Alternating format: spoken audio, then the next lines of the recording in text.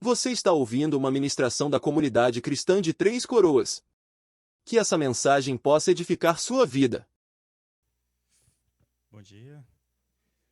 O bom é que a igreja não tem mezanino, né? Que nem o Paulo pregou muito lá, um irmão dormiu e caiu, morreu. Mas Paulo foi e ressuscitou ele, né? Mas eu acho que não tem ninguém com esse dom aqui, então cuida. Uma coisa que a gente fazia bastante lá na África é mexer, cruzar as linhas. Às vezes tu tá assim com sono, pega a tua mão direita, mexe na orelha esquerda, faz outro lado, diz, reza a lenda que tu desperta teu cérebro um pouquinho. Então, se não fizer nada, pelo menos tu te mexeu um pouquinho. Vamos começar direto com a escritura. Daí eu vou dar uma introdução para ela. A gente vai ler em Mateus 5, de 1 a 12. Eu estou usando NVI. Às vezes eu vou mudar para outras versões, porque a NVI não está tão boa em algumas coisas. Mas não dá nada. Esperar as folhas pararem. Mas esse é um texto bem conhecido. Ele é chamado de o Sermão da Montanha, o Sermão do Monte. E a gente vai estar lendo essa parte que chama as Beatitudes. Fala depois o que significa. Então, diz assim. A minha versão é diferente, deixa eu ler ali. Ao ver as multidões, Jesus subiu ao monte e sentou-se. Os seus discípulos aproximaram-se dele e ele começou a ensiná-los, dizendo: Bem-aventurados os pobres em espírito, pois deles é o reino dos céus. Bem-aventurados os que choram, pois serão consolados. Bem-aventurados os humildes, pois receberão a terra por herança. Bem-aventurados os que têm fome e sede de justiça, pois serão satisfeitos. Bem-aventurados os misericordiosos, pois obterão misericórdia. Bem-aventurados os puros de coração, pois verão a Deus. Bem-aventurados os pacificadores, pois serão chamados filhos de Deus. Bem-aventurados os perseguidos por causa da justiça, pois deles é o reino dos céus. Bem-aventurados serão vocês quando por minha causa os insultarem, os perseguirem e mentindo disserem todo tipo de mal contra vocês. E o último, alegre-se e regozijem-se, porque grande é a sua recompensa nos céus. Pois da mesma forma que perseguiram os profetas, da mesma forma perseguiram os profetas que viveram antes de vocês. Esse é um dos discursos mais famosos de Jesus. E eu acredito que a maioria de nós está bem familiarizado com esse texto. E às vezes a familiaridade é bom, às vezes é ruim.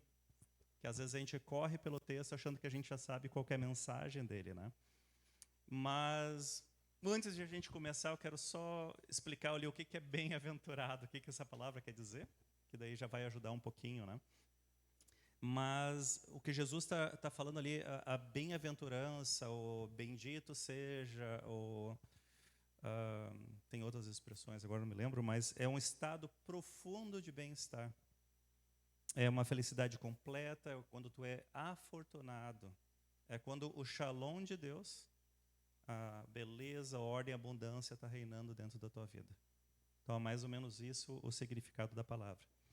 E ele é um texto assim fácil de entender. Na nossa primeira leitura a gente acha assim, não, tá bem tranquilo. Mas é mais ou menos que nem andar de carro, dirigir um carro. Tu explica ali a primeira vez, aqui tem esse pedal, aqui é o que dá velocidade, esse aqui é o que para, e daí tu gira para os lados. E tu pensa, tranquilo, é simples, eu entendo tudo, posso fazer. Mas aí tu continua lendo ali, tu fica pobres em espírito. Daí tu começa a te aprofundar um pouquinho, daí tu pensa, não, mas que nem no carro, tu já começa a aprender, não, mas tu tem que cuidar dos pedestres, vai ter umas como é que chama? Passarela que o pessoal passa, tu olha, tem uns motoqueiros que ultrapassam dos dois lados, a coisa começa a ficar um pouquinho mais complexa. Daí tu continua lendo e fala ali, abençoados os que choram, bem-aventurados os que choram. Daí já vai mais profundo ainda um pouquinho, né? Daí já está falando de trocar o óleo, trocar as velas, essas outras coisas interessantes, né? Eu sempre fui um zero à esquerda no carro, mas em mecânica, na África do Sul, aprendi bastante. O nosso primeiro carro que a gente foi dado em missões era nem me lembro, um Nissan velho. Ele já tinha sido batido e alguém tinha arrumado, eles nos abençoaram. A gente já tinha a Lídia. E quando a gente andava de carro, a gente ia para os lugares, o carro ia ele de lado, assim. O que era legal é que todo mundo tinha vista panorâmica, né, do lugar que a gente estava indo, assim. Daí a gente chegava, às vezes, num lugar, tu tinha que sair, assim, meio que se sacudindo e cuidar para não ter ninguém fumando perto, porque senão a gente tinha combustão espontânea, porque chegava fedendo a óleo nos lugares. Ia nos postos, pedia, quanto tu quer? Disse, não, uma latinha de óleo, por favor. Mas ali eu aprendi bastante sobre mecânica, fui me aprofundando um pouquinho. Eu no mecânico, o que ele falou uma vez? Estava fazendo barulho quando eu girava o carro. Daí ele disse, tu tem que trocar o safety joint. Eu não sei não sabia as coisas em português, muito menos em inglês, né? Eu fiquei olhando para ele assim, mas precisa? Daí, se tu não trocar, o carro vai capotar. Não, então é melhor trocar, né? Então pode trocar. E é legal na África do Sul que eles ficam com a peça para te mostrar depois, né? Então, aquele carro, a gente gastou algum dinheiro trocando, se aprofundando, entendendo como é que as peças se encaixam. Daí, às vezes, eles vinham com uma peça preta assim. Os caras, olha só essa peça. Eu disse, não estava tão ruim. Não, estava muito. Estava muito ruim. Obrigado, né? E aqui no Brasil eu estou aprendendo também. Esses tempos o meu carro não ligou.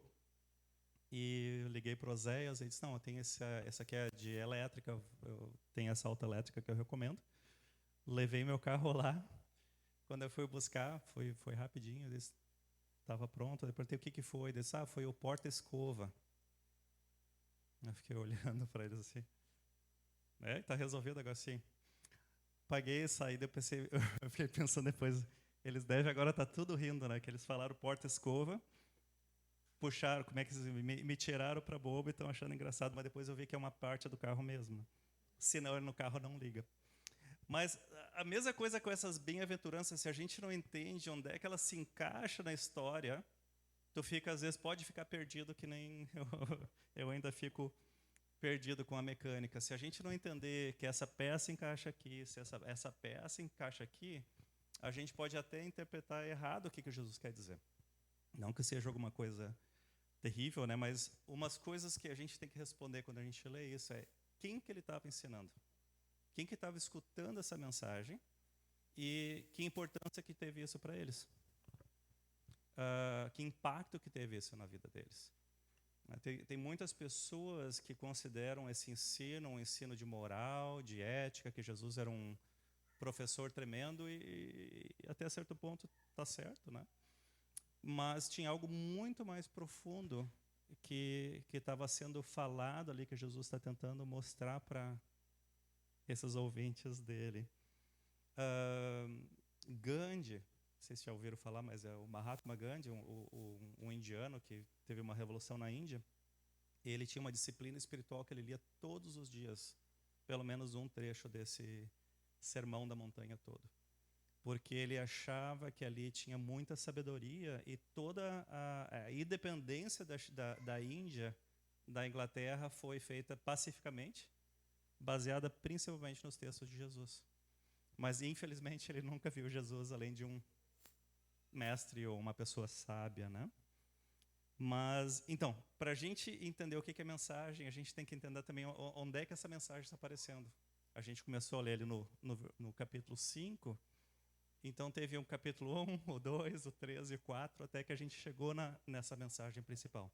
E a gente vai dar uma olhada, então, o que está acontecendo. A gente vai ler Mateus 4, 17.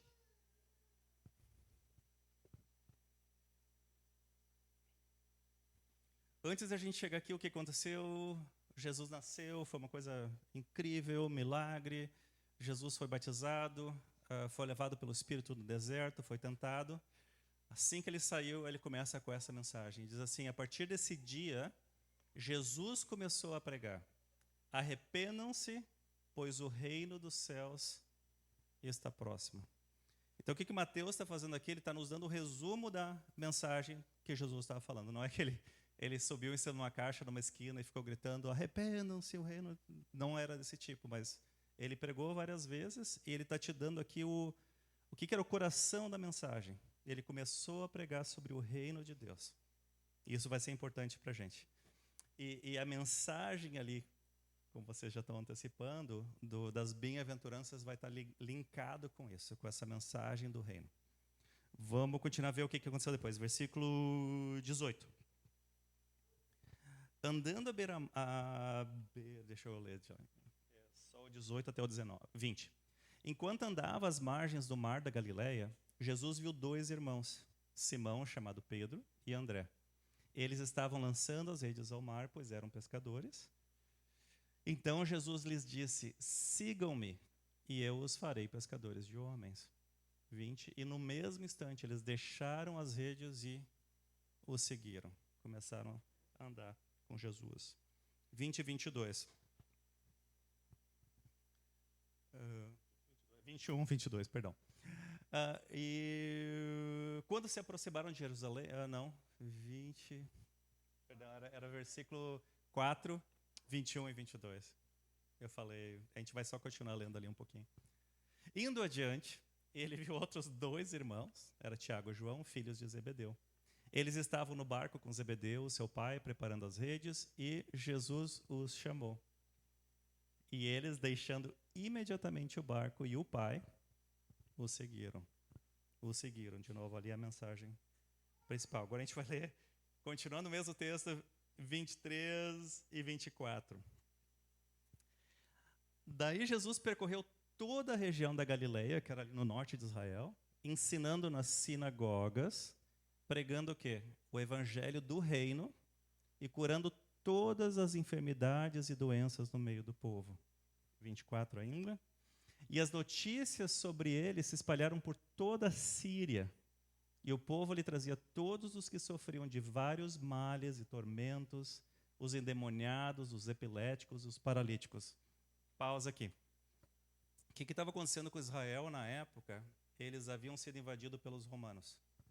Então, os romanos, não é que nem nos filmes que a gente vê assim, os pessoal bem apessoado, educado, eles eram terríveis, mas junto com eles trouxeram muita infraestrutura, eles construíram estradas que linkavam todo o mundo conhecido na época, eles desenvolveram entretenimento, tinha teatros que estão de pé até hoje, que eles estão de costas para o mar, daí o vento do mar sopra de um lado e dá uma acústica que qualquer pessoa sentada no estádio inteiro consegue escutar o orador que está falando.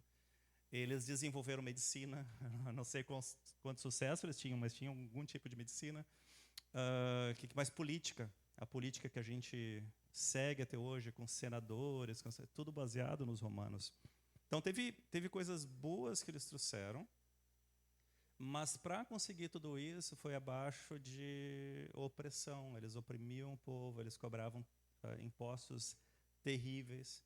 A maioria do povo estava assim, debaixo de pobreza incrível, porque alguém tinha que pagar por isso, né? Tinha que pagar o que estava acontecendo em Roma também. Deixa eu ver onde é que eu estou aqui. E eram violentos com as pessoas. Tudo isso, de novo, veio algo de bom, mas veio muita opressão com eles.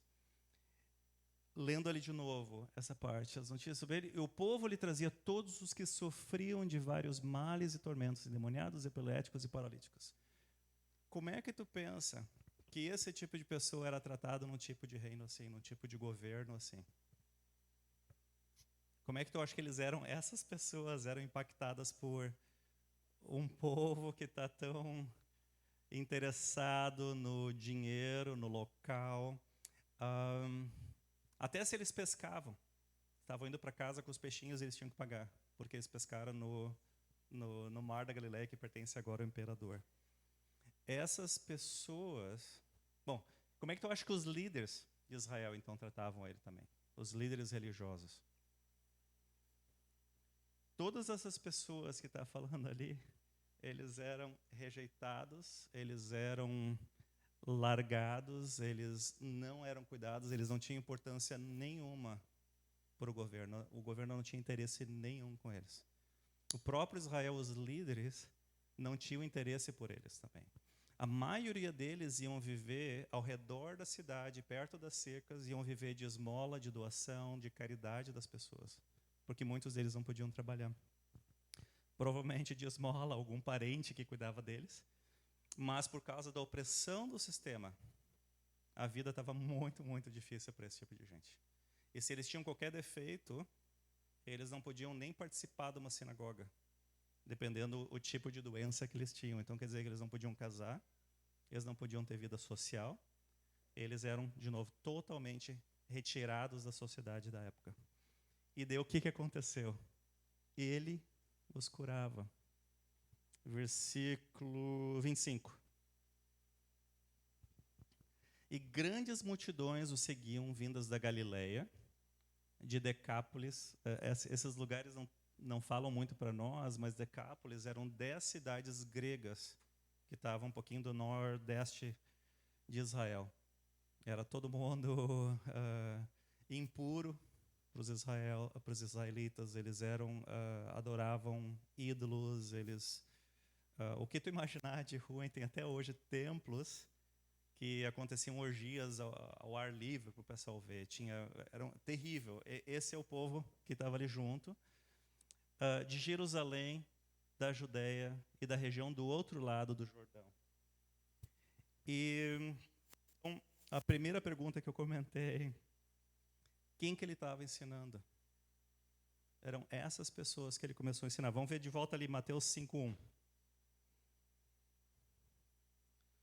Ao ver as multidões, Jesus subiu ao monte e ele se sentou. E os seus discípulos se aproximaram dele.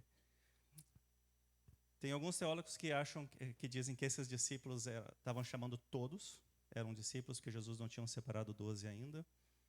Outros acham que os discípulos sentaram mais perto, isso é irrelevante. O que é importante para nós é que mensagem que ele está trazendo para eles. Mas talvez a gente não consiga entender o peso, o impacto que teve para eles quando eles escutaram isso, porque é uma coisa tão distante para nós. Então eu vou contar uma história da África do Sul, para ver se a gente consegue se identificar um pouquinho o que teria sido para essas pessoas terem ouvido a mensagem. A África do Sul, até 1994, ela estava debaixo de um sistema chamado apartheid, onde os brancos, que eram menos de 10%, eles eram completamente separados do resto da sociedade. Eles eram mais importantes. E essa analogia tem a ver com separação, não com que essas pessoas tinham algum desses problemas. Tá? Só para deixar bem claro. Mas até hoje na cidade, que a gente morou por 23 anos, a gente tem o bairro dos brancos, a gente tem o bairro dos coloreds, que seriam mulatos, é uma tribo, e que é uns 5 quilômetros da nossa casa, 7, um bairro com uma estrada só, era o bairro dos negros. Isso está até hoje assim. Agora, quando a gente estava saindo, tinha mais alguns coloreds morando entre a cidade, mas não pretos ainda. Quando eles estabeleceram o sistema de apartheid, eles tiraram as pessoas onde é que elas moravam e disseram, vocês vão morar aqui agora. Separaram todos as tribos, famílias, as terras que eram um pouquinho melhor foram pegas pelos colonizadores, os brancos, né? Para eles poder passar, caminhar, por exemplo, a gente veio do centro até aqui, um preto ou um colo, qualquer um que não era branco, eles tinham que ter um dom pass. Era o passe do jumento, que o chefe, um branco, tinha que dar para ele, tinha que ir na polícia, dizer, olha, essa pessoa trabalha para mim, então se ele passar por aqui é porque ele está vindo para mim. Então se a polícia parava, eles tinham que mostrar o passe do jumento, que dava então permissão para eles poderem passar. Eles não podiam nunca transitar à noite, eles faziam, mas se eram pegos, eram preso, espancado, coisa assim. A educação que eles receberam, todos os não brancos, eles receberam uma educação banto, que se chama, se tem educador aqui pode ver, e era uma educação inferior que ensinava eles como serem melhor servos da classe dominante. Então, assim, era coisas para eles, matemática básica, coisinha assim, mas nada que pudesse tirar eles daquela situação. E isso foi programado, foi feito de propósito para manter eles oprimidos. O que mais tinha? Não podia visitar branco, e branco não podia visitar os não brancos. Às vezes a gente escuta isso e a gente fica revoltado, né? Tu pensa, tá, mas eu não ia me colocar nessa situação. Se alguém visitasse a tua casa, ou tu ia na casa de uma pessoa sem o Dom Passo, sem uma explicação, tu era preso. Anos, esqueciam de ti na prisão. Isso era controlado pelo governo.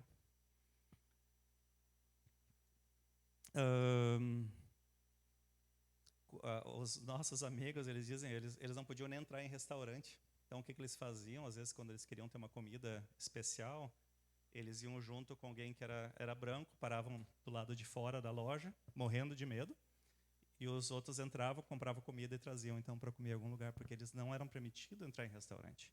Ou em praia, né? Agora a gente está na época todo mundo indo para a praia, mas tinham sinais por todos os lugares que somente brancos podiam estar naqueles lugares, que era a maioria dos lugares, né? E tinham lugares selecionados então para os não brancos poderem acessar. Transporte público só tinha para brancos, os banheiros só tinham para brancos. A gente foi trabalhar com uma igreja, isso depois do fim da apartheid, né? A Alice e eu, a gente foi a primeira vez para a África 5 anos depois do fim da apartheid e mudamos para lá 7 anos depois. Então ainda era muito forte no país isso. A gente estava trabalhando com uma igreja, estava o nosso grupo misto, assim sentado, o pastor estava falando com a gente. E daí uma menina perguntou onde é que eu posso ir no banheiro. Daí disse, tem um banheiro ali. Pode usar aquele ali, né? Daí ela foi e usou. Daí um menino, um africano, levantou e começou a andar para o banheiro. Ele disse, onde é que tu está indo? Ele disse, eu vou usar o banheiro. Ele disse, não, é lá fora, lá atrás, ali tem uma capunga. Aquele lá é teu. Aquele lá tu pode usar. Isso é na nossa frente. E depois que a gente conversou, tudo ele veio para nós, olha, eu não sabia que o time de vocês era misto, senão não tinha deixado vocês virem. A gente disse, pastor, está liberado, tá? A gente não vai continuar o trabalho. As igrejas até então, eles não tinham nem direito de ter pessoas mistas dentro da igreja. A Jocum foi a primeira entidade que foi permitido ter brancos e negros morando junto. E por vários anos a gente estava na base, a maioria das pessoas disse, é a primeira vez que eu estou convivendo com alguém de uma raça diferente. E era interessante, a gente misturava os dormitórios o máximo que a gente podia, e eles chegavam ali e ficavam assim, um cuidando do outro. Mas o que tu está fazendo? Não, quero ver se tu dorme do mesmo jeito, se tu arruma a cama depois, se tu não, que eles não se conheciam, que não tinha esse convívio. O que mais? Outra coisa que eu acho muito ofensivo hoje ainda também, a geração que passou pelo apartheid, os pretos, os negros que são mais velhos, eles até hoje, se eles veem um branco, eles chamam de patrão, ou chefe.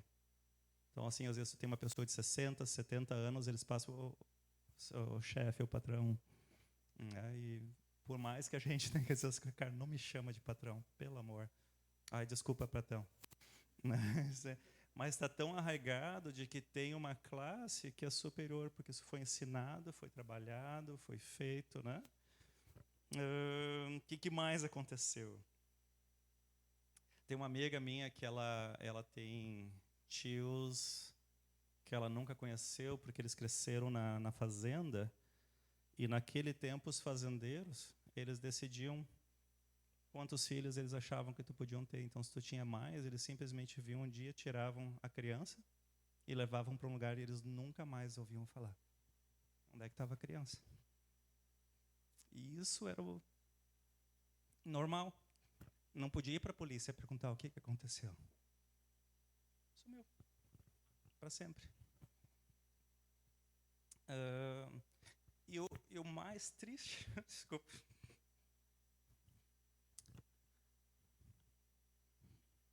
Não sei de onde é que está vindo isso, mas tudo bem. O mais triste é que isso era pregado e ensinado pela igreja. A igreja enfatizava que isso era um mandato de Deus, que a gente, os brancos, eram superiores, eles tinham direito de abusar daquele povo, de tirar vantagem daquele povo. E é esse tipo de pessoas que Jesus está inaugurando o reino dele. Ele começou a ir para todos que eram rejeitados da sociedade, que estavam sendo abusados por seja lá o que foi. E ele começa, então, o primeiro ensino dele, que são 3 capítulos, a falar essas palavras: o reino de Deus é de vocês. Eu sei que eles não veem isso, eles não entendem, eles não estão recebendo vocês, mas o reino é de vocês. Vocês serão consolados. Vocês receberão a terra por herança. Vocês são satisfeitos, obterão misericórdia, vocês verão a Deus, serão chamados filhos de Deus.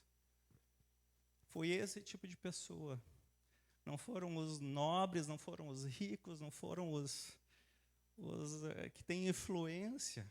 Ele começou a ir pelos rejeitados da sociedade. Então, agora, tu te imagina, te coloca no lugar. Eu tentei pegar uma coisa mais contemporânea, né? De tu escutando essa palavra, alguém vindo e dizendo: tu vai ser abençoado. Que impacto que isso teve para eles quando eles ouviram isso. Tá? E ser aventurado não era um conceito novo para eles. Eles sabiam o que isso queria dizer. Eu vou ler um outro texto parecido de um rabino que viveu 150 anos antes de Jesus. E olha só o que ele falou. O nome dele era Ben Shira, se um dia vocês quiserem procurar. Há 9 coisas que eu chamaria de bem-aventuranças ou bem-aventurados, e 1/10 a minha língua proclama. Bem-aventurado o homem que pode alegrar-se com seus filhos, né? Tipo o que a gente viu hoje pela manhã. Bem-aventurado o homem que vive para ver a queda dos seus inimigos. Bem-aventurado aquele que não peca com a sua língua, beleza? Bem-aventurado aquele que não serve um inferior a ele. Bem-aventurado aquele que encontra um amigo, beleza? Bem-aventurado aquele que fala e os outros querem ouvir. Maior aquele que encontra sabedoria, e ninguém é superior àquele que teme ao Senhor. Consegue ver um pouquinho de diferença na mensagem dele? Ele diz assim: bem-aventurado é quando o favor de Deus está contigo, porque tu é importante que chegue que as pessoas querem escutar o que tu fala. Quando tu fala, todo mundo vai parar e vai escutar. Ou bem-aventurado é aquele que não serve alguém que é de uma classe inferior a você, porque tu é, sei lá, tu é vencedor, tu é o que conquistou tudo, né? Tu não precisa servir ninguém. Ou que tal, bem-aventurado é aquele que vive até ver a queda dos seus inimigos.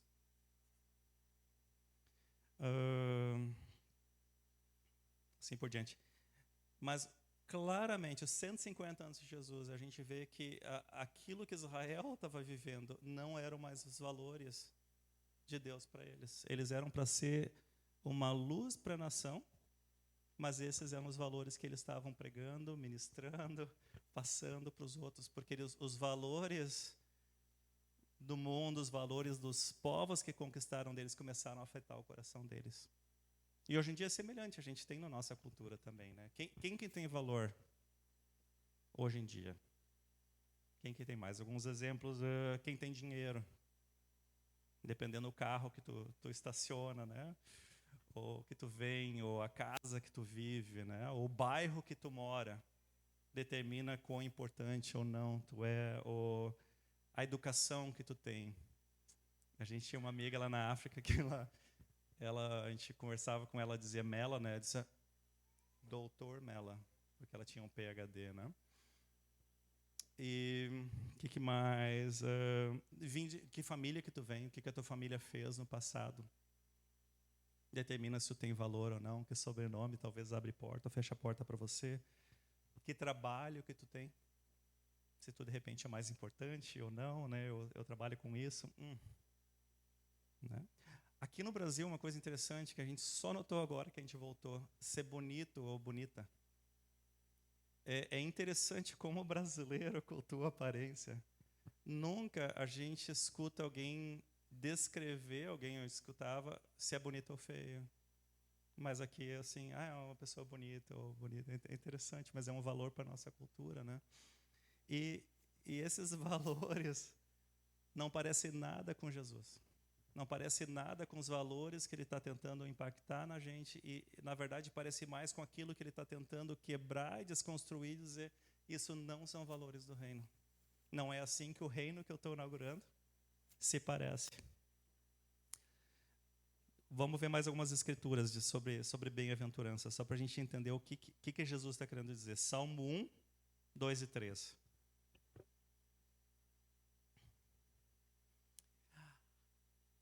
Eu vou ler da minha versão, mas é bem parecida. A que eu vou ler agora é da Almeida.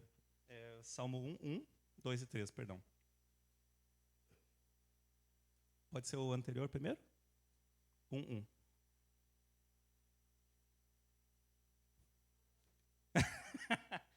1. Aê! Bem-aventurado o homem que não anda no conselho dos ímpios, que não se detém no caminho dos pecadores, nem se assenta na roda dos escarnecedores. Antes o seu prazer está na lei do Senhor, e nela ele medita dia e noite. Ele é como a árvore plantada junto a uma corrente de águas, que no tempo devido dá o fruto e cuja folhagem não murcha. Tudo o que ele faz é bem sucedido. Vamos ler mais um. Deixa eu ler 4, até formar uma imagem, gente. Jeremias 17, 7 e 8. Jeremias é mais difícil de achar agora, cara. Mas vai aparecer ali. Ali. Bendito, bem-aventurado o homem que confia no Senhor e cuja esperança é o Senhor. Porque ele é como uma árvore plantada junto às águas, que estende as suas raízes para o ribeiro e não receia quando vem o calor. Mas a sua folha fica verde e no ano de sequidão não se perturba nem deixa de dar fruto. Mais um salmo, no meio da Bíblia mais ou menos, Salmo 119, 1 e 2.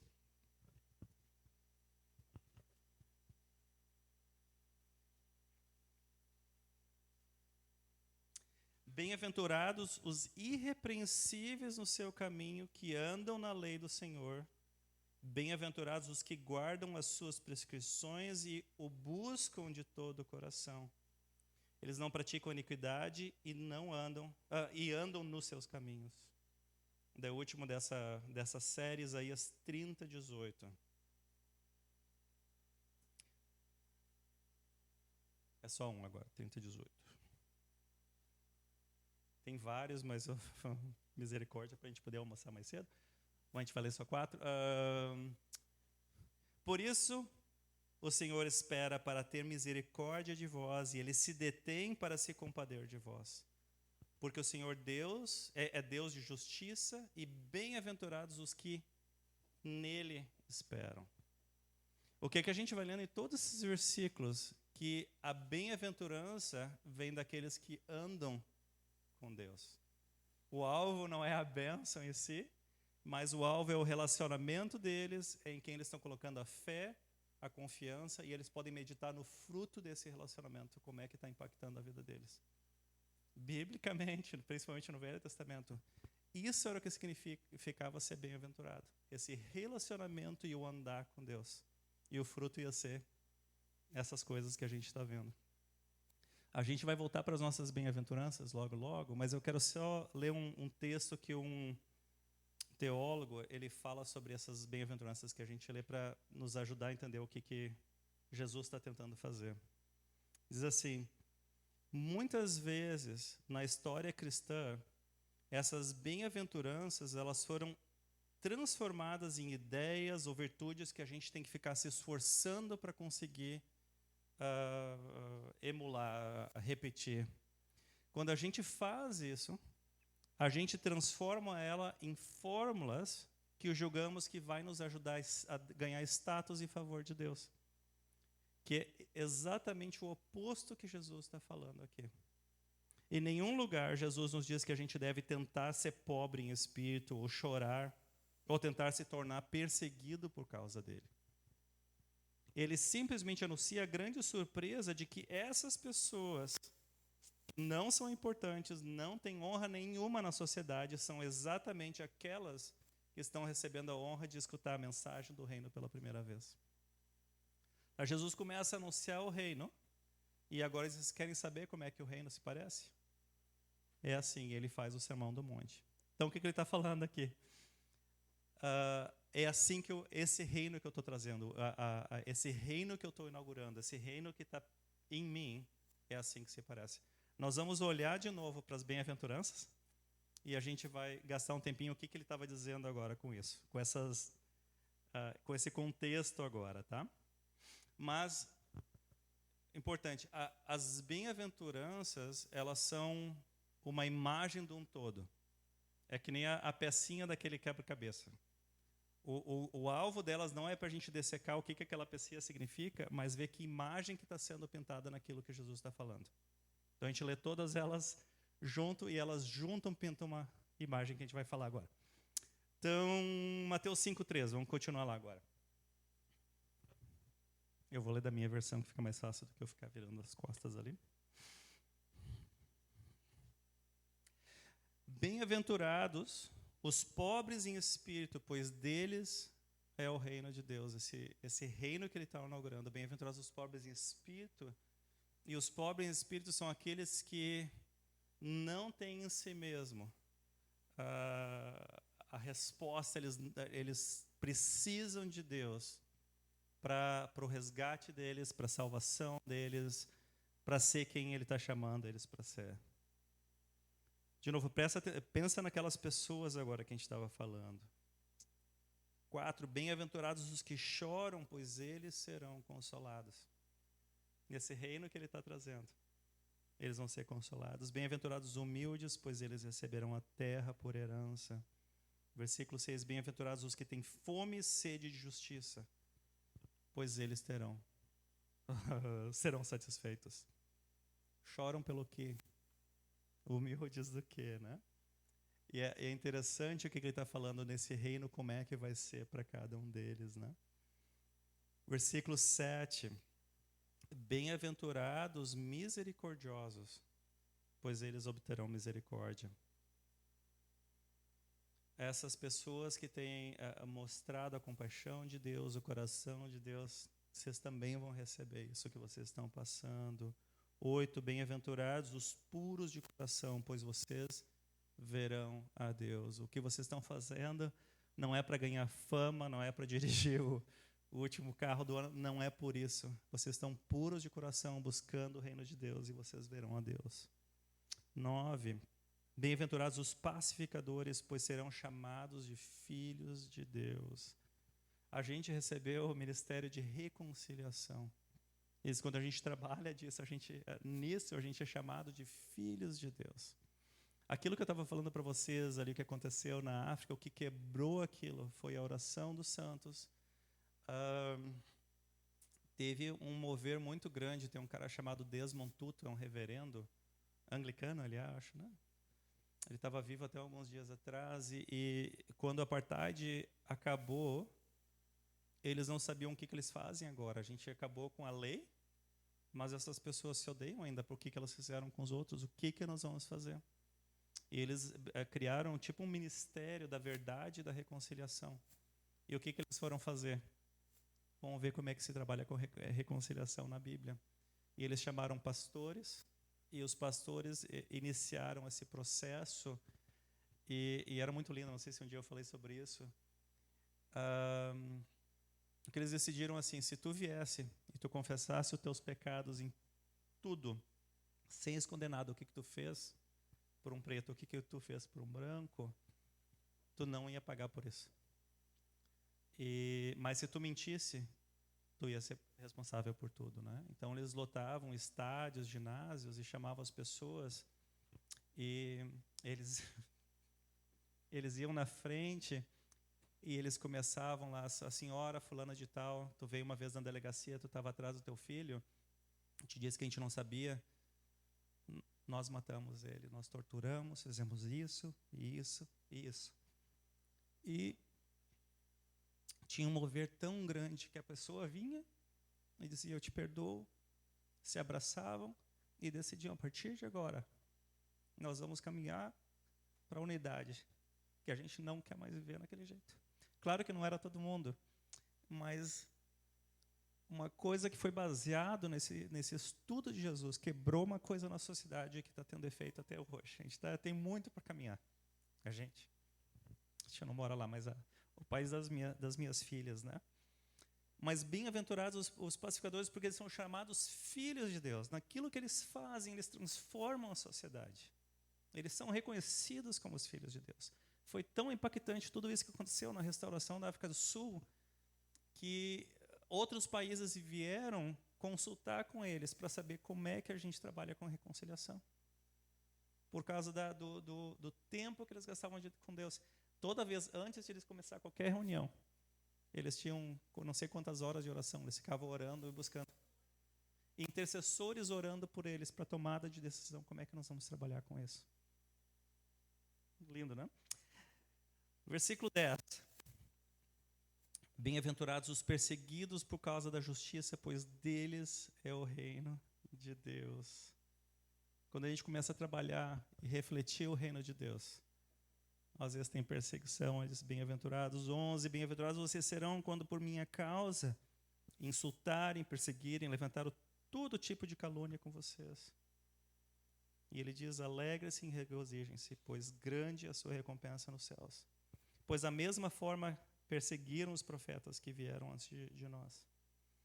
Então, no final desse texto, a gente é encorajado a agir de certa forma, mas não porque é uma lei, ou porque a gente vai ser abençoado assim, mas porque a gente já foi abençoado. E eu vou explicar por quê. Vamos lá. Então, se tu te sente, se tu é parte dessa sociedade, que nem eu comentei, que é excluído, que não tem valor, seja lá por razão, Jesus diz assim, olha, tu é abençoado por causa da realidade do reino que eu estou te dando acesso agora. E tu não só é abençoado, como tu pode ser um agente de bênção. Talvez tu está do outro lado ali, tu está dos que são abençoados, que estão do privilégio, e ele, não que ele está te condenando, mas isso, de repente o teu sistema de crença tem que ser impactado por algo mais profundo do que é hoje. Voltando à imagem que Jesus pintou, então a gente leu essas bem-aventuranças agora. Vamos pensar na imagem completa. Tu consegue pensar alguém que veio de circunstância muito pobre, nasceu em uma situação terrível, que sofreu por causa da justiça, que foi perseguido, alguém que mostrava misericórdia em todos os lugares que ele ia na busca no perdido, no mais escanteado da sociedade, alguém que se colocou em situação de perigo até o ponto de morte por causa daquilo, do reino que ele estava inaugurando. Essas bem-aventuranças Jesus é a personificação delas. Tudo isso que ele está falando é o que ele estava vivendo, o que ele estava inaugurando e o que ele está nos dando acesso hoje. Ele é a imagem das bem-aventuranças. E nós somos abençoados quando ele está conosco. Esse acesso que ele nos deu. Então, assim, a morte dele não foi a morte, puxa, um cara infeliz ou morreu porque ele era muito bonzinho. É algo muito mais profundo que ele fez. Ele representou todos nós, ele morreu a nossa morte, ele levou a injustiça que nós mesmos criamos e deixou que ela matasse ele.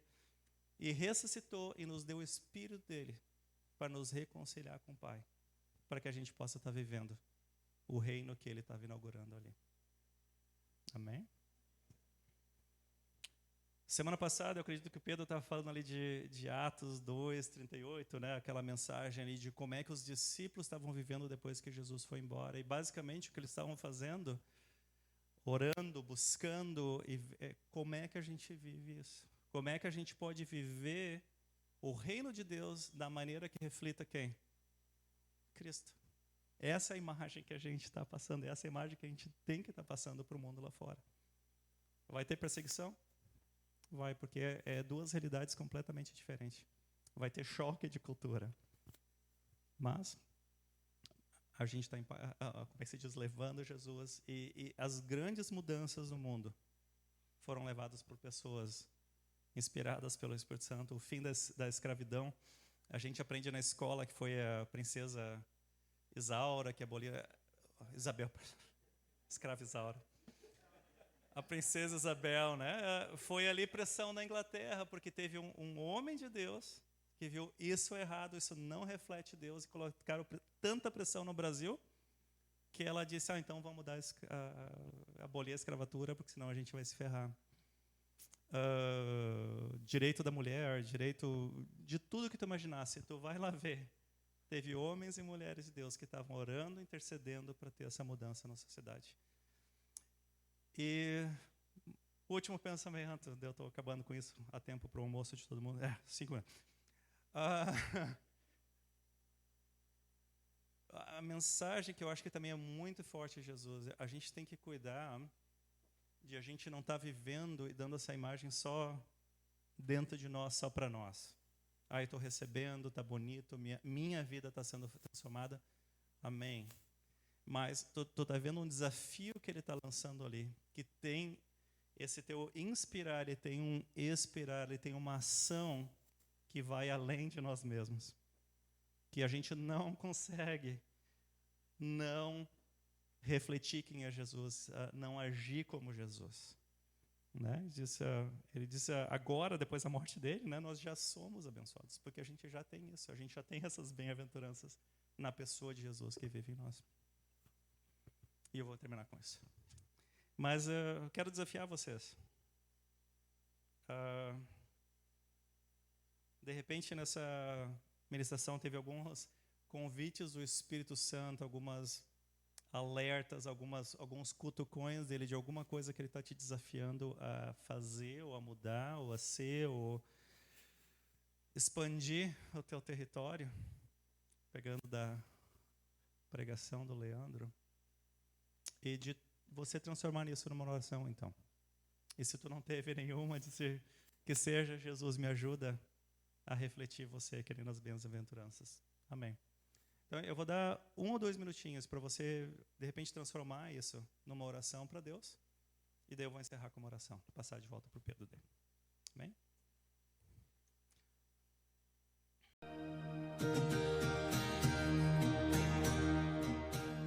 Você acaba de ouvir uma de nossas ministrações.